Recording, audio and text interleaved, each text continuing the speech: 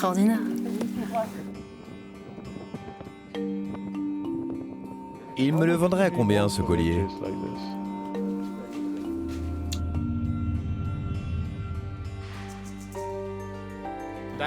Ce sont des diamants, ça. De vrais diamants. C'est un petit bijou, quoi. Ce sont des collectionneurs, mais surtout des aventuriers, amoureux de l'Inde. Chaque année, leur passion les conduit aux quatre coins de l'immense pays, à la recherche de trésors, presque oubliés. Waouh! À Paris, Gautam Sen prépare son prochain livre sur les automobiles mythiques. Il s'est mis en tête d'aller chercher en Inde des modèles parmi les plus anciens et les plus rares du monde. À La Rochelle, Michel Sabatier, conseiller municipal, est aussi l'un des plus grands collectionneurs d'art tribal indien. Bientôt, il s'envolera pour la région du Nagaland, à la rencontre d'un peuple, coupeur de tête. Dans quelques heures, Nelly Rioff et sa petite famille quitteront Saint-Germain-en-Laye pour les sommets de l'Himalaya. Chaque printemps, cette conservatrice part en Inde pour dénicher et protéger les objets de l'art sacré himalayen. Des palais de Maharaja au chantier naval du Bengale, en passant par la jungle du Nagaland et les sommets du Ladakh. Ces Français, passionnés d'Inde, vont nous emmener dans une incroyable chasse au trésor.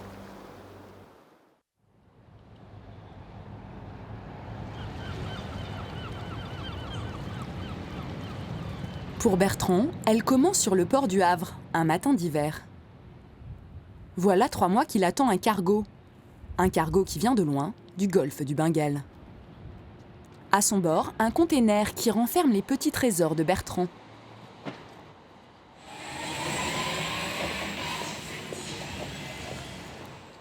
Bonjour.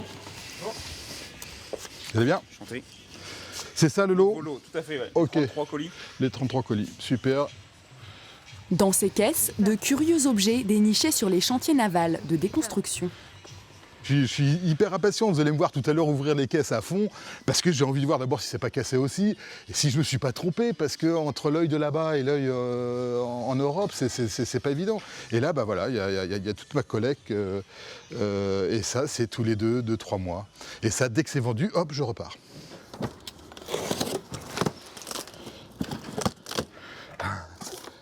Voilà ce qu'on récupère. Ça vient, je pense, plutôt de paquebot. Ah, des paquebots. Ouais.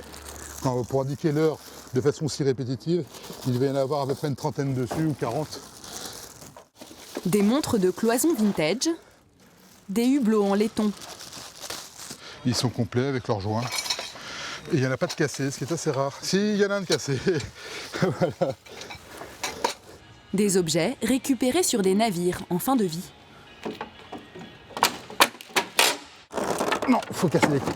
Attention, j'ai mon pied en dessous. Voilà un phare de Suez, obligatoire pour toute la marine marchande.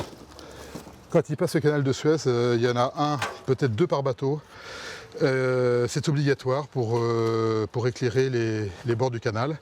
Il y a encore l'ampoule dedans, qui doit faire, je crois, dans les 5000 watts. Et voilà le genre de pièce, c'est fabuleux, quoi. J'ai eu du plaisir quand je l'ai vu peint. Et là, décapé, arrivé ici en France, c'est des objets uniques, quoi. Ben là, je me rappelais plus qu'il était si beau. Franchement, non, mais je me dis, bon, allez, voilà, j'ai un beau phare de Suez. Je vous dis, il y en a sur le marché, hein. Mais des comme ça, non. Et c'est ce qui fait la différence. Et à chaque fois, à chaque voyage, donc tous les 2 mois, tous les 3 mois, je m'efforce à aller trouver quelque chose de nouveau. Dans quelques jours, un énorme porte-container en fin de vie va s'échouer dans le golfe du Bengale. Une bonne occasion pour Bertrand de découvrir de nouveaux trésors.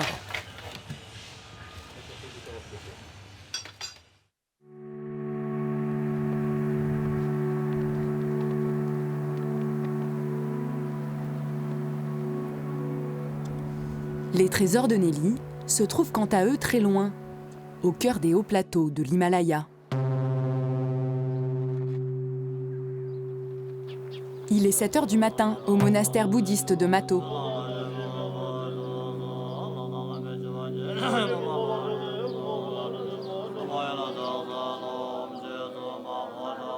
À 3800 mètres d'altitude, il y a des rituels sacrés et immuables, comme celui du bain. pour ce bébé de 6 mois. Ah non, mon fils, ce n'est pas pour toi. Nelly, Tachi et leur équipe ont pris leur quartier d'été en contrebas du monastère. Tu peux en verser un peu sur son dos? On sort de l'eau, mon bébé? C'est là qu'ils vont passer les 6 prochains mois. Pour tous, la difficulté de ces premiers jours au monastère, c'est d'abord l'acclimatation à l'altitude. Il fallait lui donner de l'oxygène souvent. On voyait qu'il en avait besoin parce qu'il se réveillait avec une tête pas très contente. Et puis dès qu'on lui donnait de l'oxygène, ça allait mieux, il rigolait et puis il se rendormait. Mais maintenant ça va, il est complètement adapté. Nelly passe la moitié de l'année au service des moines et de leurs trésors.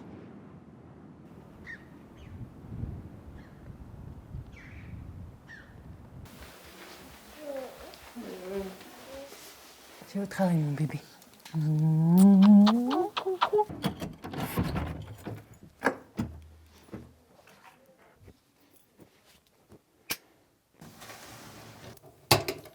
Dans cette caisse, les plus précieux d'entre eux. Donc là, c'est toutes les peintures un peu importantes qu'on a trouvées. Bon, elle est en plusieurs bouts, mais en vrai, elle va en un seul. Là, on a un autre petit papier cachemiri qui va être joli. Des manuscrits, des peintures sacrées du IXe siècle. Nelly et son équipe les ont dénichées sous les pierres d'un tombeau en ruine. C'était une énorme surprise. Je m'y attendais absolument pas. Premièrement, il y avait des chances qu'on le trouve puisque la déchirure était fraîche. Mais c'est quand même une grosse chance de pouvoir reconstituer cette œuvre. Et puis avec les 3 autres, ça constitue une des plus grosses collections de peinture du XIIe siècle de l'Himalaya au monde. Nelly est parvenue à remettre la main sur près de 400 objets de l'art sacré himalayen. Des œuvres inestimables et qu'elle tente de sauver de l'usure du temps.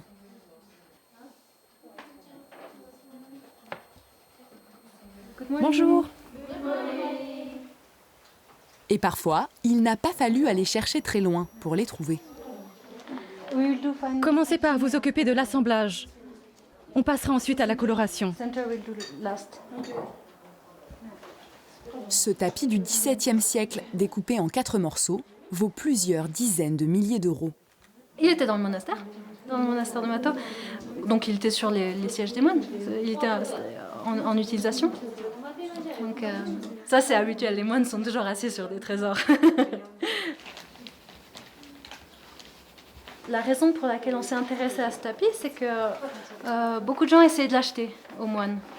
Donc ça nous a un peu mis la puce à l'oreille. Donc on s'est dit, s'il y a tant de gens qui essaient de l'acheter, c'est qu'il y a sûrement de la valeur. Et c'est en vérifiant qu'on a découvert que c'était un trésor, quoi. C'était une pièce extrêmement rare. Une pièce rare, convoitée par les collectionneurs et les pilleurs d'œuvres d'art. Tu te débrouilles bien avec les couleurs.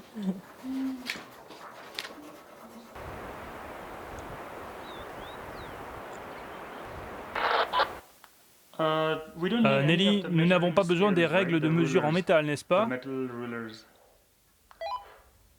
Non, juste celle qu'il y a sur ta liste. Ok, parfait. Merci. Demain, Nelly et son mari Tachi prendront la route d'un autre monastère, à plus de 2 jours de marche, aux confins du Zanskar.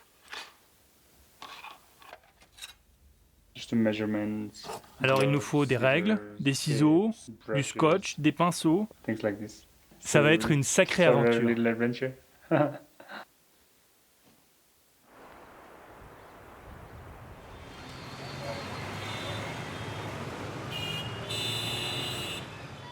Pour d'autres, comme Gautam, c'est comme revenir à la maison. Français d'origine indienne, il a grandi à Calcutta et c'est ici qu'il espère retrouver la trace d'automobiles rares et anciennes pour son livre. Où est-ce que vous allez? On va à Park Street, je te donne 1 euro.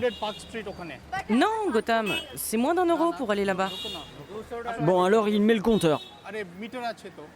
Non, c'est 2 euros. Il y a de la circulation. Voilà le problème avec cette ville. Il y a des choses comme ça qui est vraiment un problème pour moi. On va à Park Street. Non, je peux pas, c'est l'heure de ma pause déjeuner.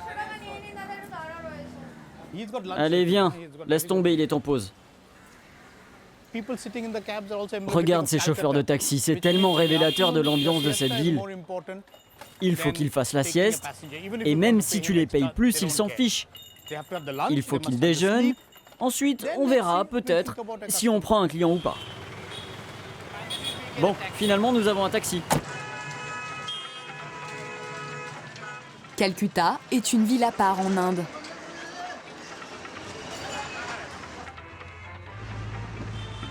Gautam sera guidé par Shreya, une amie photographe passionnée elle aussi d'automobiles anciennes. Ouais, tu sais ce que dit Gautam? Je suis la nana avec l'appareil photo. Mais je suis beaucoup plus que ça. J'ai grandi avec des mauvais garçons. Comme eux, j'ai adoré les voitures, les motos. Si ce n'est plus que les garçons, au moins autant qu'eux. Shreya emmène Gautam dans un vieux garage qu'elle a découvert récemment.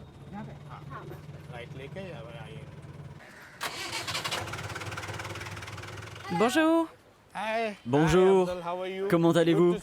Bien, merci. Super. Alors, est-ce qu'on peut jeter un œil? Là, on a une Morris Minor. On essaie de la restaurer, mais elle est vraiment en piteux état.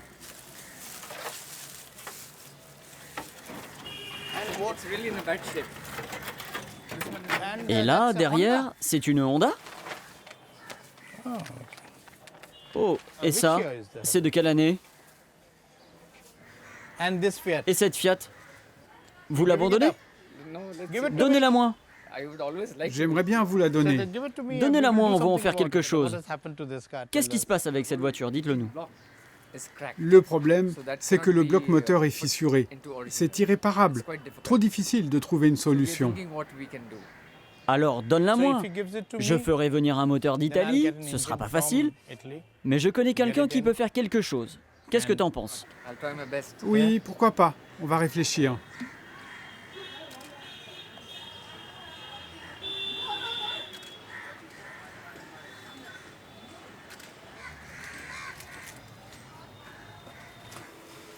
Ah, c'est donc elle, la standard Vanguard. Je m'intéresse aux voitures, c'est un fait. Mais particulièrement à celles qui appartiennent au passé, celles qui ont une histoire et du caractère. Car ce livre que nous faisons, ce sera vraiment sur quelques modèles d'exception, mais aussi sur les gens qui les entourent, leurs propriétaires actuels ou passés, et qui nous permettront de raconter leur passion. Moi, je me fiche de la valeur de ces voitures. Ce qui compte, c'est l'histoire que chacune d'entre elles a à nous raconter. C'est ça notre quête. Et elle ne pouvait mieux commencer. Dans cette ancienne usine à papier, d'autres vestiges de l'histoire. Abandonnés par leurs propriétaires, lassés d'attendre des pièces quasiment introuvables. Il dit qu'il leur faut du temps et de l'imagination. C'est pas comme avec une voiture moderne où on remplace tout simplement les pièces.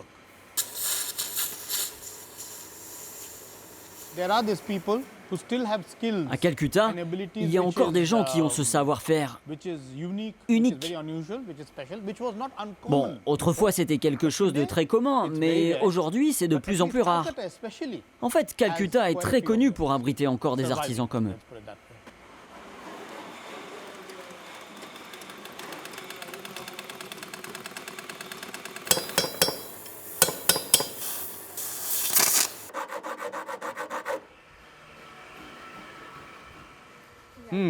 Regarde, c'est la voiture que j'ai photographiée la dernière fois. J'y crois pas. C'est exactement ça qui fait la magie de Calcutta. Imagine un endroit comme ça à Bombay. Il aurait été rasé depuis au moins 50 ans. Et il y aurait eu un centre commercial à la place, ou quelque chose dans le genre. Il n'y a qu'ici à Calcutta qu'on peut encore tomber sur des endroits comme ça qui survivent en plein centre-ville sans que personne ne le sache vraiment.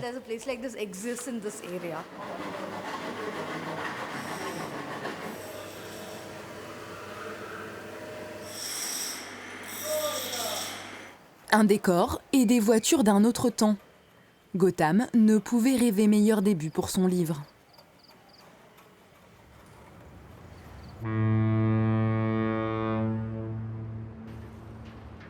Un décor tout aussi étonnant.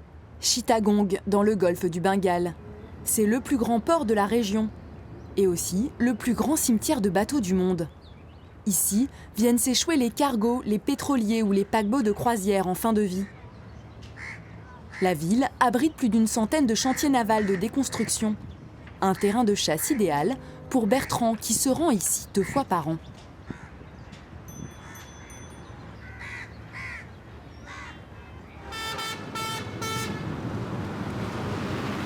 Il y a la pression qui monte parce que voilà, là c'est du bonheur, là, c'est du grand bonheur. Parce qu'on ne sait pas du tout ce qu'on va trouver et le fait de chercher, il y a autant de plaisir à chercher si ce n'est plus qu'à trouver. Trouver c'est la finalité, mais tout le plaisir est avant, quoi. Bertrand est avec Halal, son contact local. Depuis 10 ans, c'est lui qui l'informe de l'arrivée dans les chantiers de bateaux susceptibles d'avoir quelques pièces intéressantes.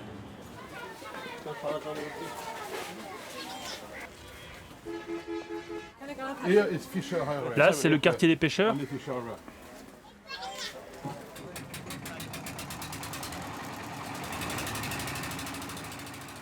Donc on est sur une rivière, un bras de mer, enfin c'est pas une rivière, c'est un bras de mer parce que c'est de l'eau salée, qui nous amène directement à la mer, avec juste à gauche, et on commence à voir poindre les carcasses de bateaux. Chaque année, des centaines de bateaux s'échouent sur la plage de Chittagong. Des coques sans intérêt pour les néophytes, mais qui renferment parfois des trésors de l'histoire maritime. Les bateaux qu'on voit un petit peu à l'horizon là-bas sont des bateaux en attente de désarmement. Ils vont s'approcher de la plage et le dernier capitaine va mettre les moteurs à fond et il va arriver dans ce chenal à marée haute pour aller le plus loin possible entre les drapeaux. Donc il faut super bien viser et ce sera les derniers mètres, les dernières centaines de mètres dans la vie de ce bateau. Be careful, hein. Attention, hein. You go here. Il se dirige là-bas, vers la plage. Alors là, c'est une première. Ça, c'est génial. Et là, vous allez avoir en direct la mort d'un bateau, la fin, son dernier voyage.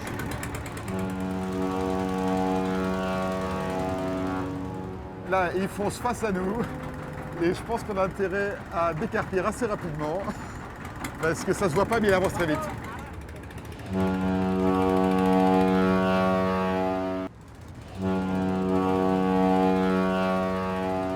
Je viens de demander à ce qu'on s'écarte quand même, parce que là c'est bon.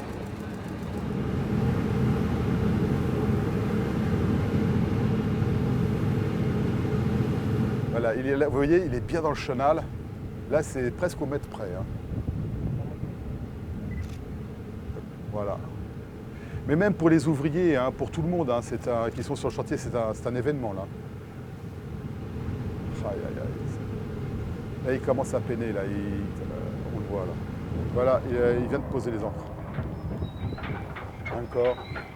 Finish.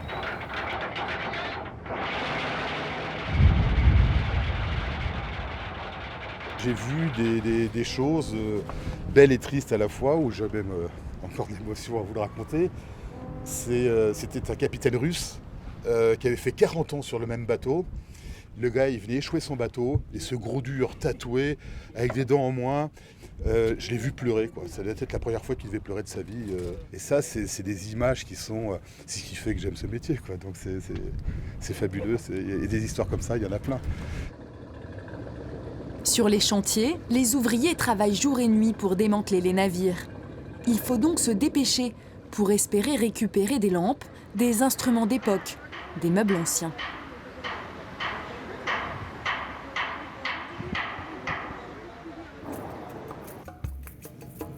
À l'extrême est du pays, Michel entame un long voyage. 15 heures de vol, 3 escales, direction le bout du monde. Bonjour. C'est le Nagaland.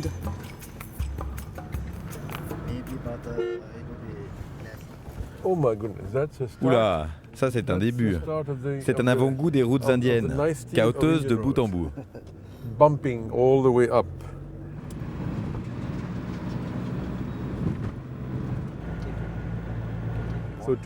Donc il nous reste 2h30 jusqu'à Sonali, puis 3h jusqu'à Mon. Si on tombe en panne en route, on risque de passer la nuit dans la voiture, c'est ça? À quelques kilomètres de la frontière birmane, c'est le territoire des Nagas. Un peuple de guerriers qui vit dans la montagne, suivant des coutumes ancestrales. Ici, on se nourrit de la cueillette et des gibiers sauvages. On fabrique encore la poudre à canon de manière artisanale et on collectionne les trophées de chasse.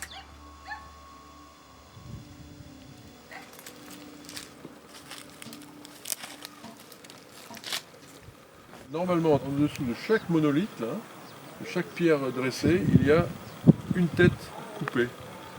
Voilà. C'est très beau, hein. C'est très beau, mais c'est la culture du passé. Les Nagas tranchaient les têtes des ennemis qui se trouvaient sur leur chemin.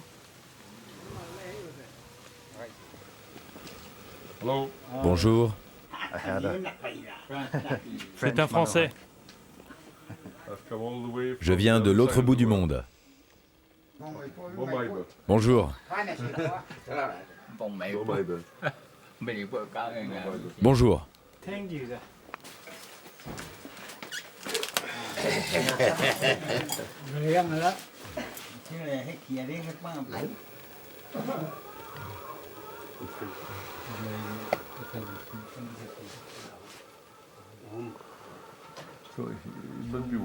Il doit se demander pourquoi nous sommes venus jusqu'ici. Tiens, on va lui montrer quelque chose.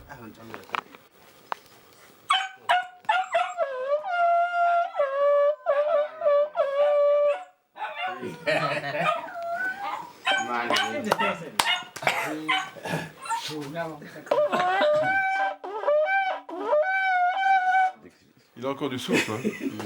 S'il a plus de 80 ans, il a du souffle. Hein. L'approche est timide, mais le contact chaleureux.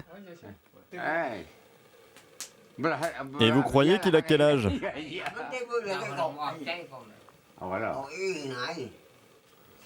Les Nagas ont bien changé. En allant à leur rencontre, Michel espère trouver les vestiges d'une culture vivace et peut-être les rapporter pour sa collection.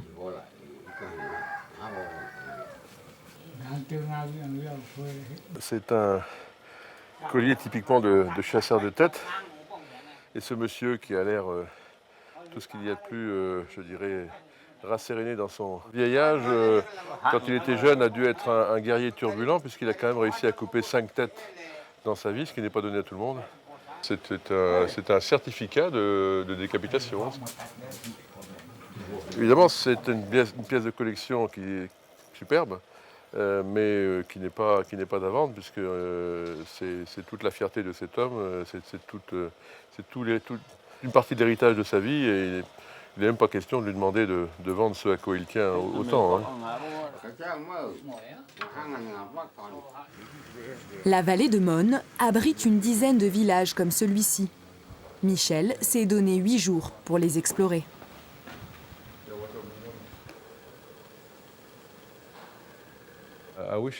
J'aimerais beaucoup trouver ce genre d'objet quelque part. Même endommagé comme ça m'intéresse. L'enquête ne fait que commencer, mais avec de telles différences de culture, elle s'annonce difficile. Pour Gautam, elle a déjà bien avancé. Le voilà sur la piste de voitures anciennes à Mumbai. C'est la 2e étape de son voyage. Gautam espère mettre la main sur des spécimens rares de voitures françaises. Et pour les trouver, il existe un drôle de spécialiste. Oui, c'est la maison de M. Hari Trivedi. C'est un vieil ami, le collectionneur de voitures et le collectionneur de photos. Il est très, très intéressant. Hi, how are you? Bonjour, Harit. Bonjour, Gautam. Bon, allons droit au but. Je te préviens, c'est le bazar. Hein. Je crois que je suis habitué. Il y a tout ce que tu veux. Des photos, des catalogues, des pièces de voiture aussi. Mets-toi sur le côté, s'il te plaît. Laisse-moi te montrer quelque chose. C'est français. Cette roue? C'est quoi? C'est une Panhard Levasseur. C'est tout ce qu'il reste de la voiture? Oui, 3 roues. Ah, maintenant, il faut construire la voiture autour. L'Inde a longtemps été le repère d'amateurs de voitures françaises. Beaucoup étaient la propriété des grandes familles de Maharajas. These advertisements of the 1920s. You can hold more. Tiens-moi ça. This is a Regarde, c'est une Hispano. C'est probablement l'une des voitures françaises les plus célèbres. Ces deux voitures-là ont appartenu au Maharaja d'Alibourg, qui était un francophile. Et il a acheté peut-être 15 voitures de ce modèle. C'était dans les années 20. This is all, all general photographs. Est-ce que tu peux me donner cette photo-là? Donne-moi cette photo pour mon livre. Nous sommes en face d'un cas intéressant de folie. Mais c'est un plaisir également de rencontrer des gens comme... Les gens qui sont complètement coucou, de travailler avec les gens qui sont comme ça. Exactly. Oui, et ça c'est le nid du coucou. L'appartement d'Harit n'est qu'une étape vers un autre endroit que Gautam voulait absolument voir à Bombay. Il se trouve dans cette zone industrielle, quelconque en apparence. Pourtant, dans les sous-sols d'une imprimerie d'un journal indien, se cache une collection unique au monde. On y accède par un ascenseur privé et surveillé 24 heures sur 24 par des caméras.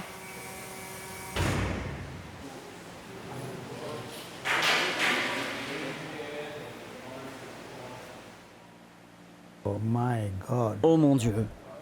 Ce n'est qu'un avant-goût d'une collection incroyable de plus de 250 voitures anciennes. Des cabriolets des années 20, des limousines des berlines, des trésors introuvables.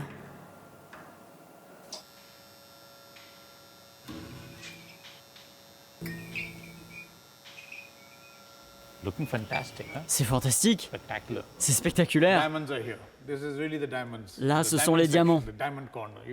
En entrant, nous avons eu l'or et l'argent. Mais ici, nous avons sûrement les plus belles voitures de toute l'Inde. Ça, c'est une autre voiture qui sera bien sûr dans mon livre. Et ça, c'est une superbe Bentley, qui est l'une des voitures préférées du propriétaire, Viven Goenka. Celle-là, il me semble qu'il avait l'habitude de la conduire régulièrement, il y a longtemps, lorsqu'il se rendait à la fac. Mercedes classe S 1960, Cadillac V16 1968, elles étaient la propriété de grands hommes d'État ou de riches industriels.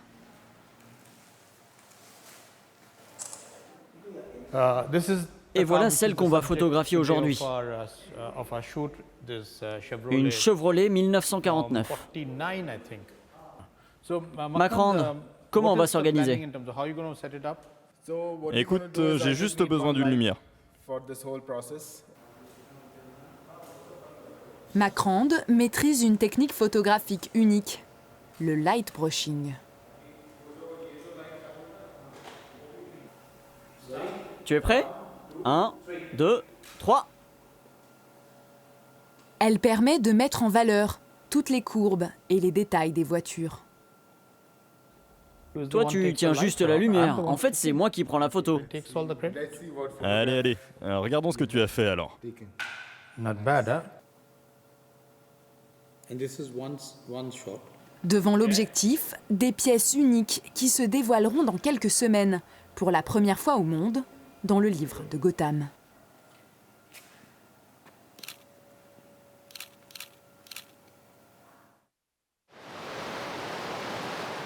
Une autre grande première se prépare sur les hauts plateaux du Zanskar. Nelly, Tachi et leur bébé prennent la route du monastère de Phuktal. Oh, ça te plaît, ça, hein? Ça te plaît? Il leur faudra 2 jours de marche pour l'atteindre. Donc là, on va au monastère de Phuktal, qui a une collection d'art, qui n'a pas été recensé. C'est un peu l'aventure et puis surtout on a peut-être un trésor au bout du chemin. J'aimerais bien trouver des statues anciennes. Ouais. Ça c'est des peintures anciennes en bon état. Ça va? Oui, oui, pas de problème.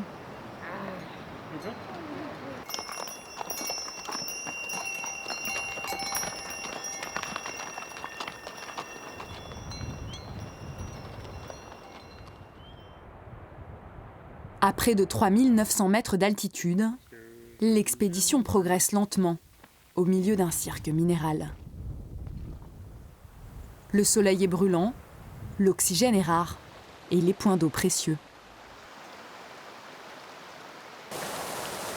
On devrait la stériliser, chérie. Ah, celle-là, elle est super pure, mais bon, on la stérilise quand même. On n'est jamais trop prudent. Oh là là, elle est tellement fraîche.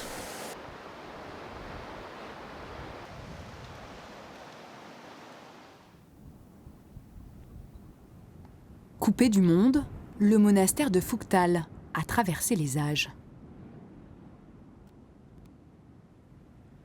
C'est tellement beau.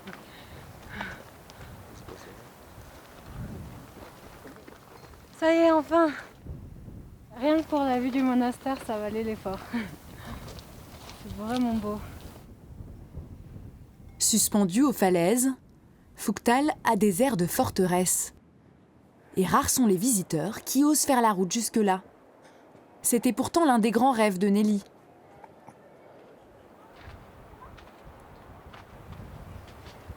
Le monastère bouddhiste a conservé au fil des siècles des traditions et des richesses qui se cachent derrière ses portes verrouillées.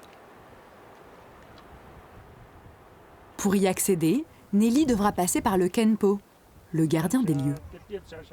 Le chef du monastère nous invite à discuter à l'intérieur. Ok, c'est mieux pour le bébé aussi.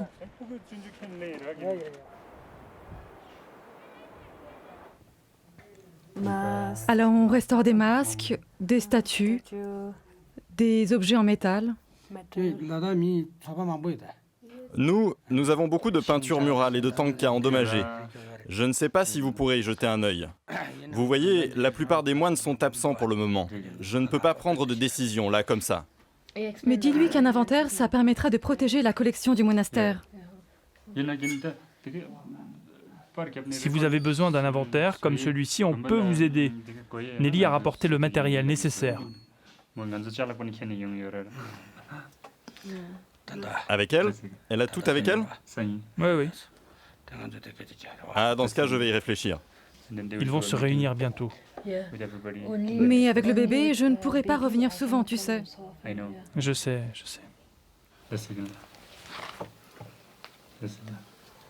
Revenez demain matin à 8h, on en reparlera.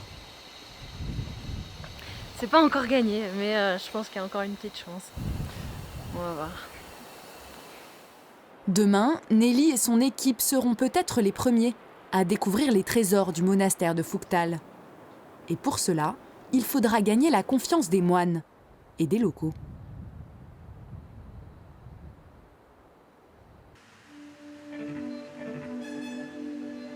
Michel en sait quelque chose. Sur la route des trésors de l'art tribal du Nagaland, il s'est offert un détour par la ville de Kohima. Il est sur la piste d'un collectionneur obsessionnel, comme lui.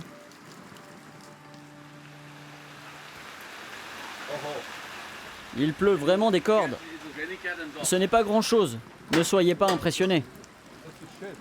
Ah oui, c'est un taudis.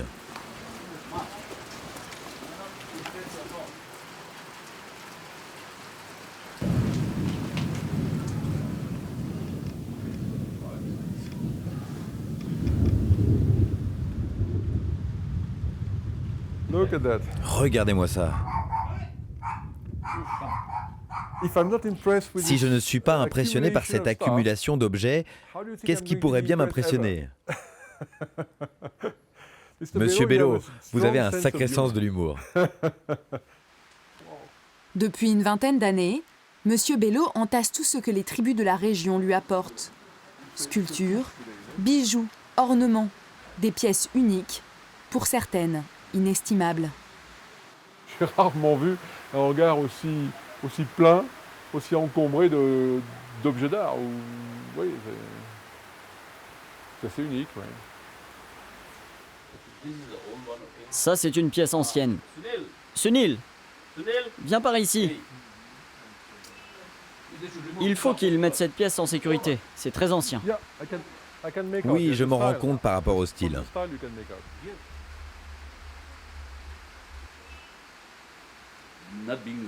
Nous ne sommes pas riches.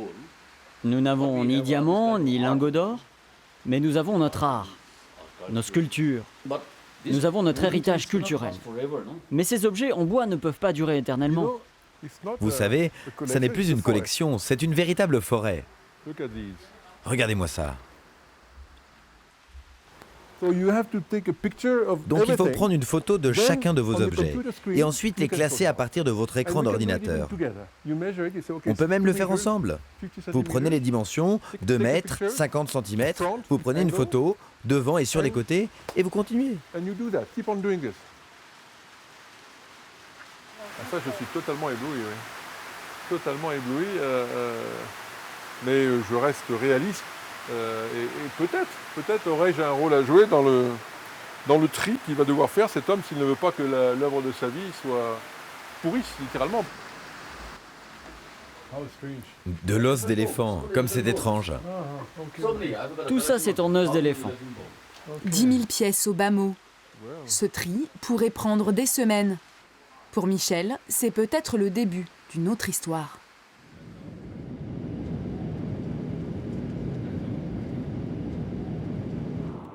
Gautam, quant à lui, parvient au terme de son aventure. Et c'est à Jodhpur, sur la terre des Maharajas, qu'il espère mettre la dernière touche à son livre. La Cité Bleue est connue pour abriter quelques-uns des plus remarquables véhicules de collection au monde.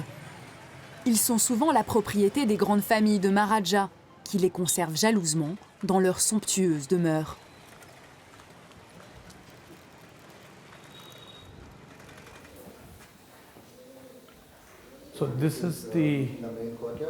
Donc ici, c'est la cour réservée aux femmes.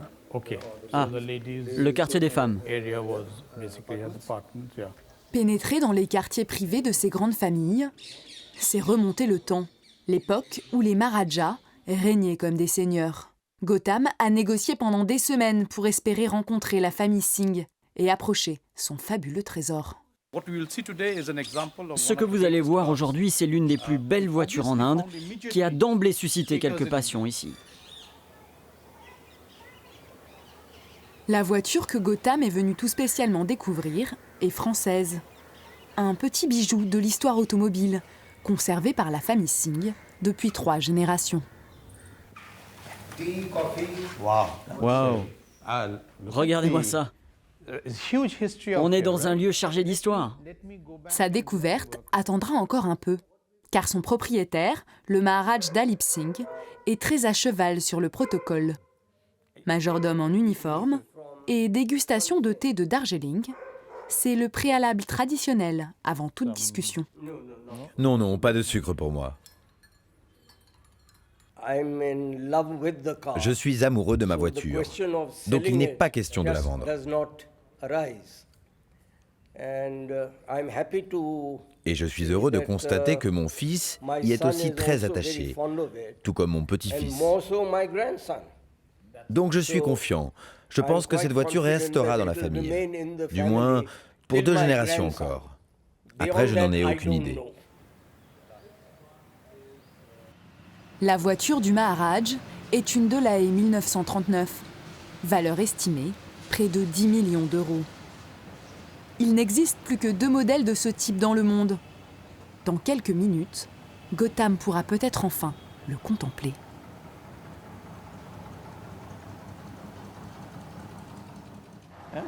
C'est superbe. À l'époque de son lancement, la Delahaye avait surpris avec son design avant-gardiste. Aujourd'hui, elle étonne toujours autant. C'est ce que l'on appelle l'Inde incroyable. L'Inde est un pays surprenant à sa manière.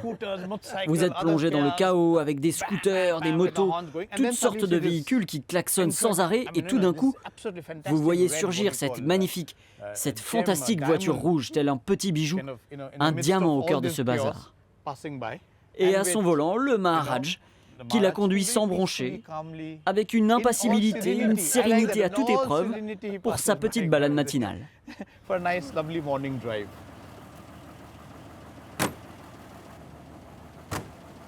C'est le petit plaisir presque quotidien du Maharaj. Un tour en ville.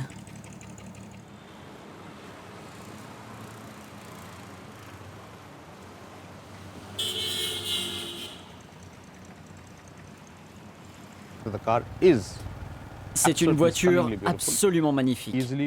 C'est l'une des plus belles voitures qu'on ait jamais construite dans toute l'histoire de l'automobile.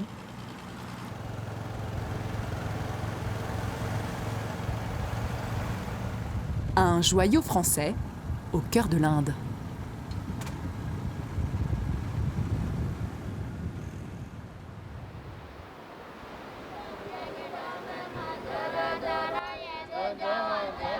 C'est le genre de découverte qu'aimerait faire Nelly dans le monastère de Phuktal, si les moines veulent bien lui en laisser l'accès.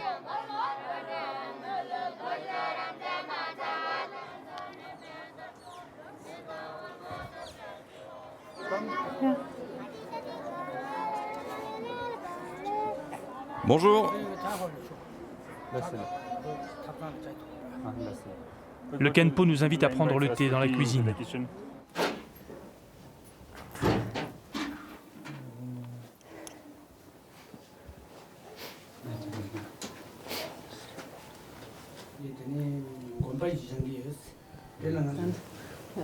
Vous êtes venu de votre plein gré, proposer votre aide au monastère. J'apprécie votre geste. Venez, je vais vous faire visiter les lieux. La confiance, ça se mérite. Les moines n'aiment pas montrer les trésors de leur monastère.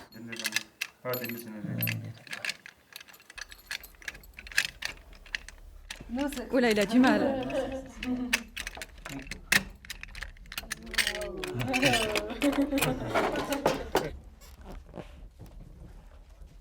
Regarde le petit tanka au fond. Oh, ça c'est vraiment super mignon. Oh, il est cool ce masque. Regarde celui-là. Oh, ça c'est bien. Hein. Donc là on a des bronzes cachemiri. Donc une qui m'a l'air plutôt 8e, 9e siècle et les autres qui m'ont l'air plus récents. Ça c'est du trésor. Ouais. Donc on va se dépêcher d'inventorier tout ça pour que ce soit bien sécurisé parce que ça, pour le coup, ça a de la valeur marchande. Donc on fait bien gaffe. Ça pourrait venir à l'idée de gens qui ne s'y connaissent pas, de piquer des trucs en pensant que c'est des choses bien. On ne sait jamais. De toute façon, les œuvres, il faut toujours les sécuriser. Elles ont toujours une valeur, hein, même si c'est pas 100 000 euros, ça peut être 20 000 euros. Ouais.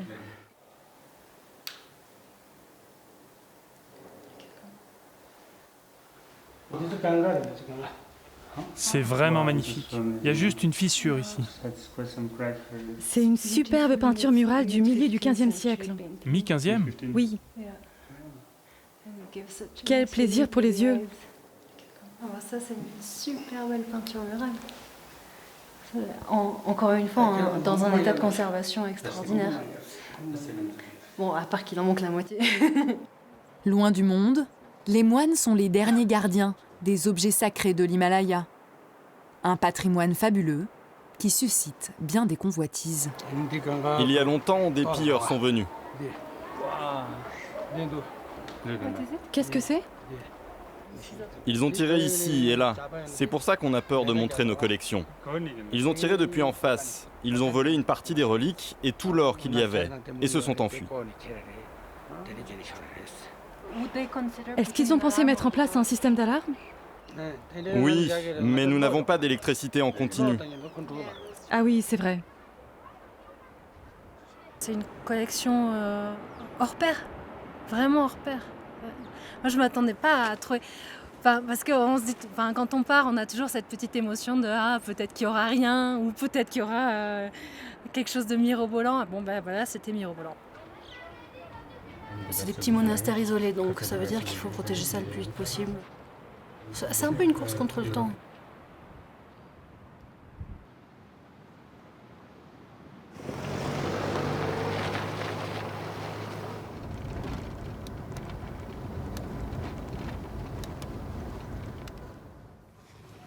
À Chittagong, dans la baie du Bengale, le temps presse aussi pour Bertrand.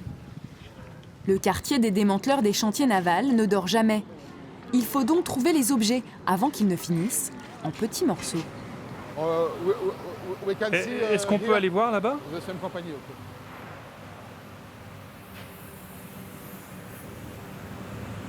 Ça, c'est de la coque. Voilà ce que deviennent les bateaux, les tankers, les cargos, les paquebots, les ferryboats. Ils finissent comme ça, du cimetière des éléphants qui est à 500 mètres derrière. Voilà ce que c'est la fin de la chaîne du démantèlement de bateaux. Et ça part là-bas. Il faut à peine un mois pour démanteler un bateau.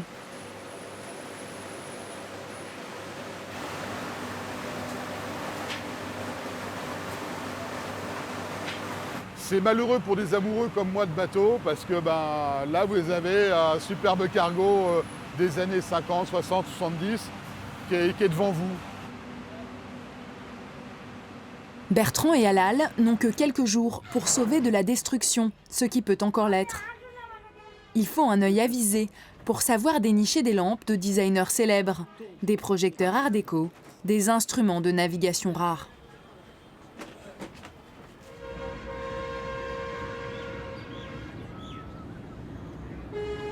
Celui-là, non. Celui-ci a l'avantage d'être coupé, il a encore ses ampoules à l'intérieur. Les ouvriers récupèrent tout ce qu'ils peuvent. La fonte des ballons d'eau chaude, l'inox des cuisines professionnelles, la vaisselle et même le cuivre des radiateurs. C'est toute une économie du recyclage qui fait vivre aujourd'hui près de 40 000 personnes.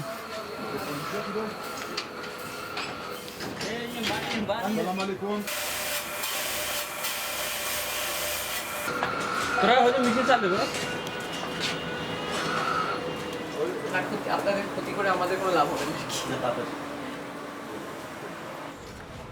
comment c'est récupéré sur des cargos et des paquebots. Ça c'est du laiton. Toutes ces lampes qui sont en laiton, pareil. Voilà, c'est des objets d'origine. On est incapable aujourd'hui de façon économique à produire ces mêmes objets avec un prix raisonnable. C'est pour ça que c'est récupéré. C'est une forme d'écologie un peu.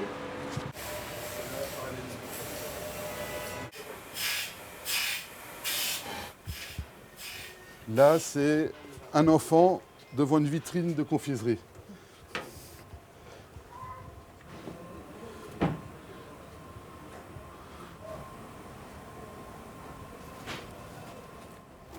Celui-là, vous l'avez complet?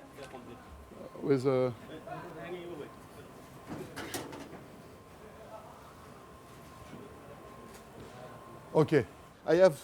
Ok, j'ai vu un trésor là. Yes. Oui. That is nice. Oui, ça c'est bien. Non, non, pas celui-ci. L'autre là. Et voilà, ça.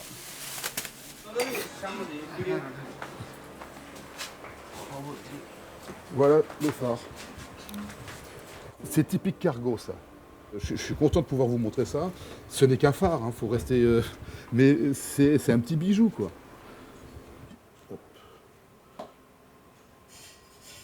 Alors, plus on prête de l'intérêt à un objet, plus évidemment les prix sont en train de monter. Alors que je n'aurais pas demandé là.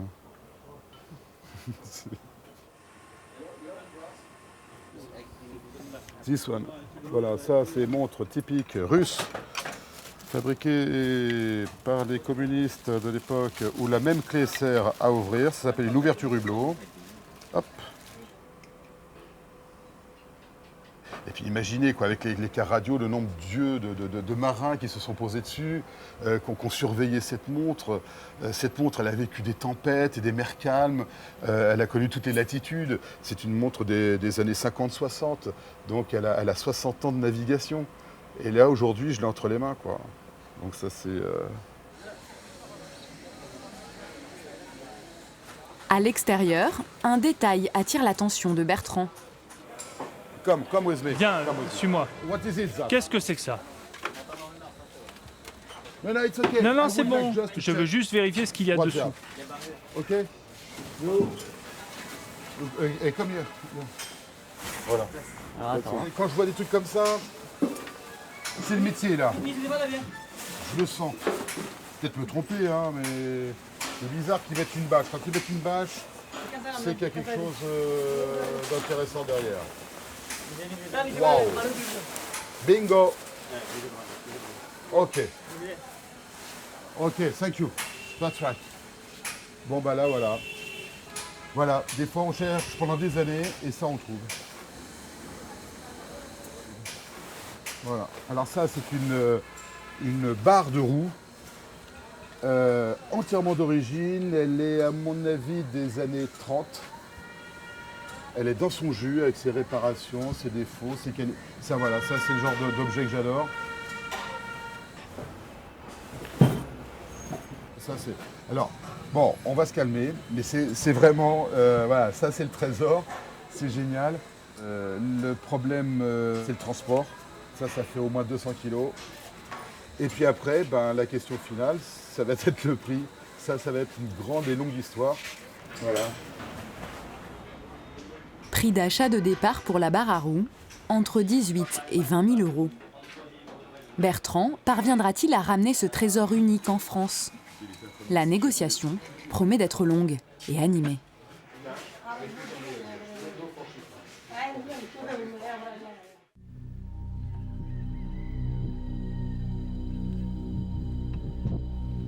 Elles le seront tout autant pour Michel, qui vient d'atteindre le village de Lonhois.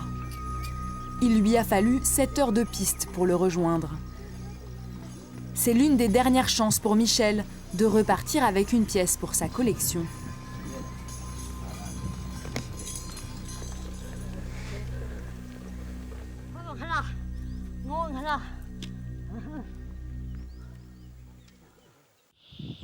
Le village abrite la dernière génération des anciens guerriers Naga.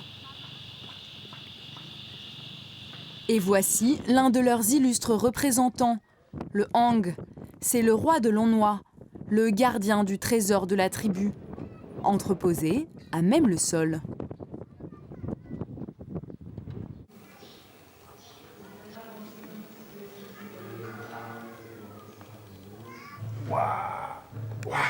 Waouh, une vraie. Une vraie de vraie. Elle pèse son poids. Cette défense est mon trésor le plus précieux. Les gongs, vous pouvez encore en trouver de nos jours, mais vous ne tomberez jamais sur une défense de cette taille, même en cherchant bien. J'aimerais beaucoup avoir n'importe lequel de ces objets dans ma collection. Tu peux lui dire qu'ils sont vraiment beaux et authentiques. Est-ce que, à tout hasard, avec un peu de chance, il serait prêt à m'en vendre un? Non, ce n'est pas possible. Ces trésors sont transmis de génération en génération. Mon père me les a légués, et moi-même, je vais les laisser à mon fils. Ce serait un grand déshonneur de perdre l'un de ces trésors durant son règne. C'est pour ça que je suis prudent. L'affaire semble mal engagée. Au 8e jour de voyage sur la terre des Nagas, Michel est au bout de la route et peut-être au bout de sa quête. Je ne collectionne pas des choses qui ne m'inspirent pas, ou des gens ou des cultures auxquelles je ne peux pas avoir de relation. Ce qui est intéressant, c'est de collectionner l'objet et d'avoir la possibilité d'aller voir les gens qui sont derrière. Ça, c'est pas toujours le cas. Ce sont des objets qui ont encore une vie. Souvent, on peut acheter des objets de collection qui sont des cultures mortes. Ici, c'est pas le cas. S'il pouvait y avoir un objet qui me soit propre, intime, qui puisse me rappeler ce bon moment, là pour le coup ça me suivra jusqu'à la fin de mes jours, hein, clairement. Mais les Nagas sont attachés à leur terre, autant qu'à leur art.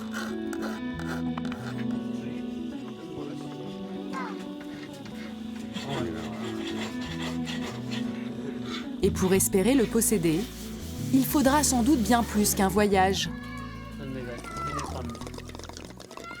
Partager le quotidien, les coutumes, afin de gagner la confiance de cette tribu, hors du temps.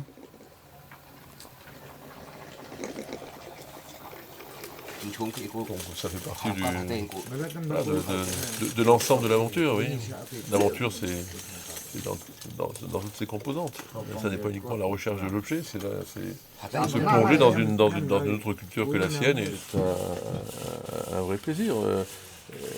Et en plus, c'est pas artificiel, parce que je me sens bien chez eux. Je me sens chez moi. Prends-nous en photo avec papa, s'il te plaît.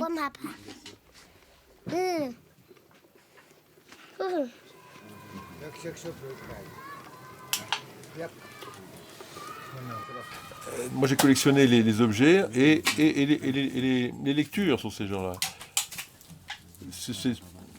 Il était un peu mythique pour moi. Hein. Donc, quand on va les voir et qu'on s'aperçoit que ce sont des gens comme vous et moi, malgré leurs particularités culturelles très fortes, et qu'on peut avoir une relation normale, je dirais, et qu'on peut être invité chez des gens qui ont un grand sens de l'hospitalité, ça tout d'un coup, c'est plus du plaisir, c'est de l'émotion. C'est de l'émotion.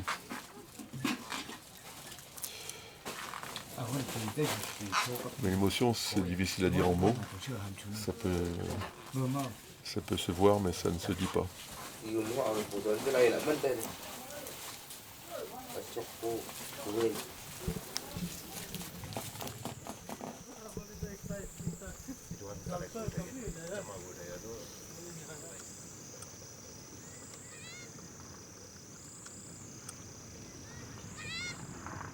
650, 700, 750, 800. Versailles, 8 mois se sont écoulés depuis son retour du Bengale. Bertrand n'est pas parvenu à rapporter la fameuse barre à roues. Ce sera l'objet d'un autre voyage. En attendant, c'est dans les salles de vente aux enchères qu'il espère trouver des acquéreurs pour ses dernières découvertes. Pour Michel, l'heure est au rangement. Son périple au Nagaland n'aura pas tenu toutes ses promesses. Bientôt, il y retournera. Quant à Gautam, il termine son livre. Et pour la couverture, pas de doute, ce sera le joyau du Maharaj de Jodhpur, la Delahaye 1939. À Mato, Nelly va inaugurer dans quelques mois le premier musée de la région. Bientôt, il abritera la plupart des grands trésors de l'art sacré de l'Himalaya.